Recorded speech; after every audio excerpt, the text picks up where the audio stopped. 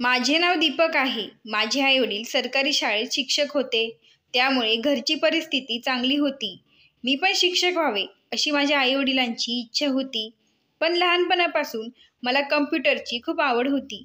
त्यामुळे मी सॉफ्टवेअर इंजिनिअरमधून माझे शिक्षण पूर्ण केले.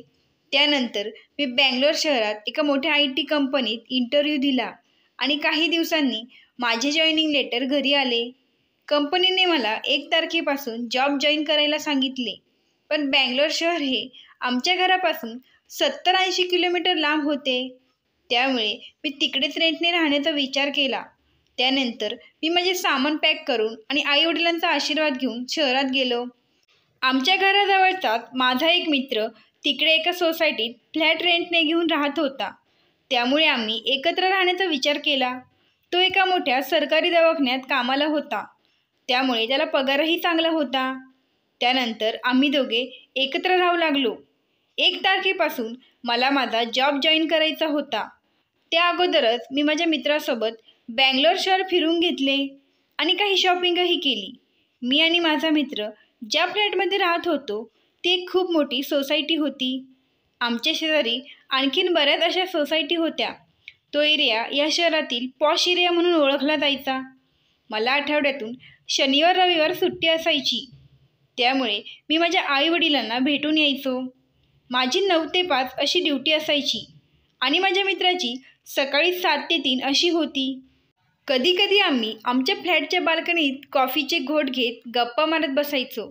माझा मित्र सकाळी लवकर त्याच्या दवाखान्याच्या ड्युटीवर जायचा. त्यामुळे तो फ्लॅटवर आल्यावर झोपून घ्यायचा. पण मला बाल्कनीत बसायची सवय झाली होती. मी माझ्या ऑफिसमधून आमच्या फ्लॅटवर आल्यावर फ्रेश होऊन मस्त कॉफी पीत बाल्कनीत बसायचो. एक दिवस मी माझ्या ऑफिसमधून आमच्या फ्लॅटवर आलो आणि फ्रेश होऊन कॉफी पीत बाल्कनीत बसलो होतो. तेव्हा माझे लक्ष रस्त्याच्या पलीकडच्या सोसायटीवर गेले. एक मुलगी तिच्या फ्लॅटच्या बाल्कनीत बसून माझ्याकडे एकटक पाहत होती. सुरुवातीला मला वाटले की हा माझा गैरसमज आहे. पण जेव्हा ते रोज घडू लागले तेव्हा मला खात्री पटली की ती माझ्याकडेच पाहते. यापूर्वी माझ्या आयुष्यात प्रेम आणि मुली कधीच आल्या नाहीत. कारण आईवडील शिक्षक असल्यामुळे घरात नेहमी स्ट्रिक्ट अभ्यासाचे वातावरण असायचे. त्यामुळे या गोष्टीला मला कधी वेळ देताच आला नाही. पण मी माझे शिक्षण कंप्लीट झाल्यावर ठरवले होते की चांगला जॉब आणि त्यासोबतच एक चांगली माझी गर्लफ्रेंड असावी आणि त्यानंतर संसार. कारण हे प्रत्येक मुलाचे स्वप्न असते. आता मला असे वाटू लागले की कदाचित माझ्यासारखीच ती देखील प्रेमाच्या शोधात असावी. आता मी रोज टाईमपास न करता माझ्या ऑफिसमधून संध्याकाळी 5:30 वाजता आमच्या फ्लॅटवर यायचो आणि फ्रेश होऊन बाल्कनीत येऊन बसायचो. मी बाल्कनीत आल्यानंतर अवघ्या 5-10 मिनिटांनी तीसुद्धा त्यांच्या बाल्कनीत यायची आणि ती तिच्या बाल्कनीतल्या खुर्चीवर बसून माझ्याकडेच बघायची. कधी आम्ही दोघे एकमेकांकडे बघायचो तर कधी हसायचो. आमच्या फ्लॅटमधलं अंतर इतकं होतं की आमचा आवाज एकमेकांपर्यंत पोहोचू शकत नव्हता. सुरुवातीला मला वाटले की मी वेडा झालो आहे. पण नंतर हळूहळू मला ती आवडू लागली. जवळपास तासभर आम्ही दोघे असेच एकमेकांकडे बघत बसायचो. मग ती आत जायची आणि कधीकधी तिथे कोणीतरी माणूस यायचा. कदाचित ते तिचे वडील असावेत. त्यांना बघून मी आतमध्ये पळून जायचो आणि आमच्या खिडकीतून त्यांना लपून बघायचो. मग ते दोघे थोडा वेळ गप्पा मारून आत जायचे. या विकेंडला मी माझ्या आईवडिलांकडे न जाता तिला त्यांच्या सोसायटीच्या शेजारच्या रस्त्यावर भेटण्याचे ठरवले, जेणेकरून मी तिच्याशी बोलू शकेन. दुसऱ्या दिवशी संडे असल्यामुळे मी एक छान टी-शर्ट घातला आणि तिला भेटायला त्यांच्या सोसायटीजवळच्या रस्त्यावर गेलो. पण त्या दिवशी तसे झाले नाही. मी बराच वेळ तिथे वाट पाहत उभा होतो. ती काही खाली आली नाही. मग त्याच दिवशी आम्ही सायंकाळी भेटलो. ते एकमेव ठिकाण म्हणजे ती बाल्कनी आणि आमचे सतत एकमेकांकडे पाहणे. सुरुवातीला या सर्व गोष्टी मी माझ्या मित्राला न सांगण्याचा प्रयत्न केला. पण हळूहळू त्याला ते कळू लागले. आता तो मला वेगवेगळ्या प्रकारचे सल्ले देत होता. तो मला म्हणायचा की तुला तिच्यासोबत या गोष्टी पुढे न्यायच्या आहेत. याची जाणीव त्या मुलीला तुला करून द्यावी लागेल. तुम्ही दोघे असे अजून किती दिवस बाल्कनीतून एकमेकांकडे बघत राहणार? त्यानंतर दुसऱ्या दिवशी त्यांनी मला आणखीन एक सल्ला दिला, तो म्हणजे त्या मुलीला दुर्बिणीतून पाहण्याचा, जेणेकरून मला त्या मुलीचा चेहरा स्पष्ट दिसेल आणि तिला हे देखील स्पष्ट होईल की तुला ती आवडते. पुढच्या 3-4 दिवसात त्याने माझ्यासाठी ऑनलाईन दुर्बीण मागवली, पण माझ्यात हिंमत होत नव्हती. मला वाटले की तिच्या घरातील लोकांनी कुणी पाहिलं तर आमची प्रेम कहाणी सुरू होण्याआधीच संपेल. हा क्रम असाच चालू राहिला. तिला बाल्कनीत पाहून माझ्या मनाला आनंद होत होता, पण आता मलाही या गोष्टी पुढे न्यायच्या होत्या. मग माझ्या मित्राने मला आणखीन एक कल्पना दिली. तो सरकारी दवाखान्यात असल्यामुळे त्याला अनेकदा लोकांच्या घरी जाऊन विचारावे लागायचे की जर तुमच्या घरात लहान मूल असेल तर त्याला पोलिओ डोस दिला आहे का? जर नसेल दिला तर जवळच असलेल्या सरकारी दवाखान्यात पोलिओ डोस द्या. अशी कामंसुद्धा त्याला पोलिओ डोसच्या वेळी करावी लागायची. म्हणून तो मला म्हणाला की आपण त्या निमित्ताने त्यांच्या बिल्डिंगमध्ये जाऊ, म्हणजे तिला जवळून पाहता येईल आणि तुझी तिच्याशी ओळखही होऊन जाईल. पण माझे मन अजूनही अस्वस्थ होते. तिला भेटून मिळणारा आनंदही संपुष्टात येईल का, असे प्रश्न माझ्या मनात येत होते. पण आता भेटणे गरजेचे झाले होते. मला तिला बघायचे आहे हे तिलाही कळायला हवं. शेवटी मुलगी असल्याने ती कशातही पुढाकार घेऊ शकत नाही आणि ती कधी बिल्डिंगच्या खालीसुद्धा येत नव्हती. शेवटी मी माझ्या मित्राशी सहमत झालो आणि आम्ही दोघे रविवारी त्यांच्या बिल्डिंगमध्ये पोहोचल्यावर लिफ्टमधून 6व्या मजल्यावर त्यांच्या फ्लॅटसमोर गेलो. त्यानंतर माझ्या पोटात अनेक फुलपाखरे उडू लागली असा मला भास होऊ लागला. मला वाटत होते की तिनेच दार उघडावे अशी माझी इच्छा होती. माझ्या मित्राने त्यांच्या दारावरची बेल वाजवली आणि एका वयस्कर व्यक्तीने दरवाजा उघडला. मी अंदाज पकडला की कदाचित ते आपले सासरे असावेत. माझा मित्र त्याचे रटाळ शब्द बोलू लागला. ते म्हणाले, नाही, आमच्या इथे कोणी लहान मुलं वगैरे नाही. त्यानंतर त्यांनी दरवाजा लावून घेतला.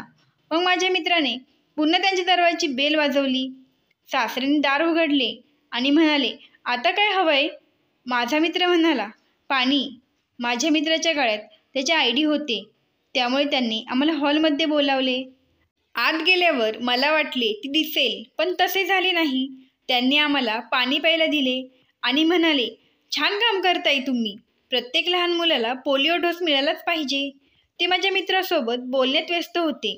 माझा मित्र त्याचे रटाळ शब्द त्यांच्याशी बोलू लागला आणि मी घराचे निरीक्षण करत होतो. बेडरूमचे दरवाजे बंद होते. कदाचित ती बेडरूममध्ये असावी आणि ती आता मला बघायला बाल्कनीत जाईल. तेव्हा मला तिच्याच घरात पाहून तिला आश्चर्य वाटेल. आता वेळ झाली होती आणि बेडरूमचा दरवाजा उघडला. तिला समोर पाहून माझ्या हृदयाचे ठोके बंद झाले. ती खूप सुंदर दिसत होती. तिची नजर फक्त माझ्यावरच होती. तिच्या चेहऱ्यावर हसू उमटले आणि मला वाटले की तिने मला ओळखले आहे. ती हॉलमध्ये येताच काका उभे राहिले आणि तिचा हात धरू लागले. ती म्हणाली, मामा, तुम्हाला रोज सांगावे लागते की मी स्वतः जाऊ शकते. मी आश्चर्यचकित होऊन तिच्याकडे बघतच राहिलो. मामांनी आमच्याकडे पाहिले आणि म्हणाले, ती माझी भाची आहे, तिला दिसत नाही. दररोज संध्याकाळी तिला बाल्कनीत उभे राहणे, शुद्ध हवा घेणे आणि पक्ष्यांचा आवाज ऐकणे आवडते. ती हट्टी आहे आणि मला तिचा हात धरू देत नाही. मी निरागस चेहऱ्याने तिच्याकडे बघत होतो. आत्तापर्यंत बघितलेले तिच्यासोबतची सर्व स्वप्ने मला तुटताना दिसत होती. ती बाल्कनीत तशीच बसली होती, आमच्याच बाल्कनीच्या दिशेला बघत होती आणि तशीच हसत होती. त्यानंतर आम्ही तिथून परत आलो, पण हे ऐकून आम्हा दोघांनाही खूप वाईट वाटलं. मी विचार करत होतो की मी जिच्या प्रेमात पडलो त्या मुलीने मला पाहिलंही नाही. मग मी विचार केला की काय फरक पडतो, मी अजूनही रोज बाल्कनीत बसेल आणि मी तसाच तिच्याकडे बघत राहील. पण गेल्या महिनाभरापासून मला प्रेम म्हणजे काय हे कळलं होतं आणि मी तिच्यासोबत अनेक माझी स्वप्ने रंगवली होती. माझा मित्र म्हणाला, जाऊ दे, तू तिला विसरून जा. तू दिसायला हँडसम आहे, त्यामुळे तुला दुसरी कोणतीही चांगली मुलगी भेटून जाईल. पण माझे मन अजिबात तिला विसरायला तयार नव्हते. मी डिप्रेशनमध्ये चाललो होतो. त्या मुलीशी मी लग्न करायला तयार होतो, पण माझे आईवडील तिला ॲक्सेप्ट करतील का या विचाराने मला वेड लागायची पाळी आली होती. मी अस्वस्थ झाल्यामुळे माझा मित्रही चिंतेत पडला होता. पुढचे काही दिवस असेच निघून गेले आणि एक दिवस माझा मित्र माझ्यासाठी एक बातमी घेऊन आला. ती म्हणजे त्यांच्या दवाखान्यात एक नेत्र शिबिर आयोजित केले होते. त्यात ऑपरेशन करून मोफत उपचार केले जायचे. त्यामुळे माझ्या मित्राने मला आणखीन एक सल्ला दिला, तो म्हणजे आपण पुन्हा तिच्या घरी जाऊ आणि तिच्या मामाला या गोष्टी पटवून देऊ. यावेळीही मला त्याची गोष्ट पटली आणि आम्ही पुन्हा तिच्या फ्लॅटसमोर गेलो. यावेळी त्यांच्या फ्लॅटची मी बेल वाजवली आणि तिच्या मामांनी दार उघडले. आम्हाला पाहताच ते म्हणाले, मी तुम्हाला मागच्या वेळी सांगितले होते की आमच्या इथे कुणी लहान मूल वगैरे नाही, मग तरी पण तुम्ही पुन्हा का आलात? यावर माझा मित्र म्हणाला, मामा, आम्ही ज्या सरकारी दवाखान्यातून आलो आहोत तिथे मिशन फॉर आय चेकअप व्हिजनच्या वतीने नेत्र शिबिर आयोजित केले आहे. त्यात अंध व्यक्तीवर मोफत उपचार केले जाणार आहे. जर तुमची इच्छा असेल की तुमच्याही भाचीने या सुंदर जगाला पाहावे तर तुम्ही हा फॉर्म भरून नेत्र शिबिराचा फायदा घेऊ शकता. यावर त्यांनी आम्हाला हॉलमध्ये बोलावले. तेव्हा आत गेल्यावर माझ्या मित्राने त्यांना विचारले की, मामा, तुमच्या भाचीला लहानपणापासूनच दिसत नाही का? त्यानंतर ते स्नेहलसोबत घडलेली घटना सांगू लागले. ते म्हणत होते की 1995मध्ये झालेल्या एक भीषण रेल्वे अपघातात तिचे आई वडील आम्ही गमावून बसलो. त्यावेळी बरेच लोक जखमी आणि मृत्युमुखी पडले होते. जखमींना जवळच्याच एका जिल्हा रुग्णालयात नेण्यात आले. त्यावेळी स्नेहलला तिच्या आईने झोळीत टाकलेले होते. जेव्हा रेल्वेचे डबे रुळावरून घसरले तेव्हा ती झोळी तुटून जोरात स्नेहल दरवाजावर धडकून बाहेर झाडीत फेकली गेली. तो रेल्वेचा डबा पलटी झाला होता. त्यावेळी स्नेहलचे आईवडील जागीच मरण पावले. नंतर बचाव पथकाने घटनास्थळी धाव घेऊन जखमींना त्वरित जिल्हा रुग्णालयात हलवले. त्यात स्नेहलही होती. त्यानंतर पोलिसांनी जखमींच्या नातेवाईकांना कळवायला सुरुवात केली. तेव्हा मला त्यांचा कॉल आला. पोलिसांचा फोन येताच मी त्वरित रुग्णालय गाठले. तिथे गेल्यावर मला डॉक्टरांनी सांगितले की स्नेहलचा एक हात फ्रॅक्चर आहे आणि काही बॉडी इंजुरीसुद्धा आहे. घाबरण्याचे काही कारण नाही. त्यावेळेस स्नेहल 3 वर्षाची होती आणि ती बेशुद्ध अवस्थेत होती. पण जेव्हा ती शुद्धीवर आली तेव्हा तिच्याबद्दल ऐकून माझ्या पायाखालची जमीनच सरकली. कारण ती रेल्वे डब्यातून बाहेर फेकल्यामुळे स्नेहलची दृष्टी गेली होती. त्यानंतर जवळपास 2 महिन्यांनी डॉक्टरांनी रुग्णालयातून स्नेहलला डिस्चार्ज दिला आणि मी तिला माझ्या घरी घेऊन आलो. त्यानंतर मी तिला अनेक दवाखान्यामध्ये दाखवले, पण डॉक्टरांनी सांगितले की ती लहान असल्यामुळे तिचे ऑपरेशन होऊ शकत नाही. पण जेव्हा ती मोठी झाली तेव्हा मी तिचे 2 वेळेस ऑपरेशन केले, पण दोन्ही वेळेस ऑपरेशन फेल गेले आणि माझे त्यात खूप पैसे गेले. त्यानंतर मी पुन्हा कधी स्नेहलचे ऑपरेशन करण्याचा प्रयत्नही केला नाही आणि जवळच अंध व्यक्तींसाठी असलेल्या एका शाळेत तिचे ॲडमिशन केले आणि आता तिने तिथून तिचे शिक्षण पूर्ण केले आहे. 2 वेळेस ऑपरेशन करूनसुद्धा ते फेल गेले. यावेळी तिचे ऑपरेशन सक्सेस होईल याची काय गॅरंटी? यावर माझा मित्र म्हणाला, मामा, आणखीन एक प्रयत्न करायला काय हरकत आहे आणि आता आम्ही तुमच्यासोबत आहोत. त्यानंतर त्यांनी पुढे काही न बोलता फॉर्मवर सही करून ऑपरेशन करण्यासाठी सहमती दिली आणि त्यांनी आम्हाला एक प्रश्न केला, तो म्हणजे तुम्ही दोघे आमची मदत का करत आहात? मग माझा मित्र म्हणाला, याचे उत्तर योग्य वेळी तुम्हाला भेटून जाईल. त्यावेळी मी थोडं घाबरलो होतो. मग मी मनात विचार केला की मला चांगल्या पॅकेजची नोकरी आहे आणि मी दिसायलाही चांगला आहे. त्यासोबतच मी चांगल्या फॅमिलीतून आहे. मग माझे घाबरण्याचे काही कारण नव्हते आणि 2 दिवसांनी आम्ही स्नेहलला दवाखान्यात घेऊन गेलो. त्यानंतर डॉक्टरांनी स्नेहलला दवाखान्यात ॲडमिट करून घेतले आणि दुसऱ्या दिवशी स्नेहलचे ऑपरेशन करण्यात आले. 5 दिवसांनंतर तिच्या डोळ्यांवरची पट्टी काढण्यात येणार होती. मी खूप चिंतेत राहू लागलो, पण माझा मित्र मला धीर देत म्हणायचा की आपण चांगले काम करत आहोत. डॉक्टरांसोबतच देवावर विश्वास ठेव, सर्व काही व्यवस्थित होऊन जाईल. त्यानंतर कसेबसे ते 5 दिवस निघून गेले आणि तो दिवस आला. आज स्नेहलच्या डोळ्यांवरची पट्टी काढण्यात येणार होती. त्यावेळी स्नेहलचे मामा म्हणाले, हे ऑपरेशन सक्सेस झाले असेल की नाही हे मला माहीत नाही, पण जर सक्सेस झाले तर तिने सर्वात आधी तुम्हाला पाहावे. यावर माझ्या मित्राने मला पुढे केले आणि म्हणाला, मामा, मी तुम्हाला बोललो होतो ना, आम्ही तुम्हाला मदत करण्याचे उत्तर योग्य वेळी सांगेल. तो माझ्याकडे बोट दाखवत म्हणाला. मामांना आता सर्व काही समजून गेले होते. डॉक्टरांनी स्नेहलच्या डोळ्यावरची पट्टी काढली आणि स्नेहलला हळूहळू डोळे उघडायला सांगितले. तेव्हा स्नेहलने तिच्यासमोर दीपकला पाहिले. ऑपरेशन सक्सेस झाले याचा आनंद तिथे असलेल्या सर्वांना झाला. स्नेहलने तिच्या मामांना त्यांच्या आवाजावरून ओळखले. त्या दोघांच्या डोळ्यात आनंद अश्रू होते. त्यानंतर स्नेहलने तिच्या मामाला विचारले, हे दोघे कोण आहेत? तेव्हा तिच्या मामाने आमच्या दोघांची ओळख करून दिली आणि सांगितले की आज तू हे जग पाहू शकतीस तर फक्त या दोघांमुळेच. स्नेहलने आमच्या दोघांचे मनापासून आभार मानले. पण स्नेहलला माहीत नव्हते की मी तिच्यावर प्रेम करतो.